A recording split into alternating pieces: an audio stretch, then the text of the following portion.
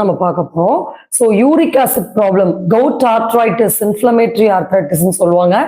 So joint to joint ரொம்ப அதிகப்படியான எரிச்சலுடன் கூடிய வலி இருக்கும்.